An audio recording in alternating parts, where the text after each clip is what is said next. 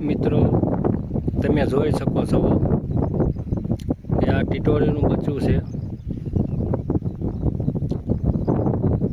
અને આજે સિંગ વાવતા એમાંથી મળ્યું છે. જોઈ શકો છો તમે હજી નાનું એવું.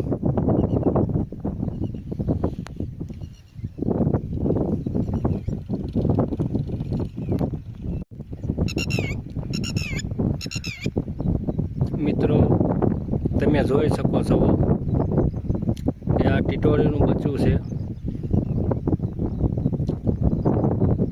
અને આજે સિંગ વાવતા એમાંથી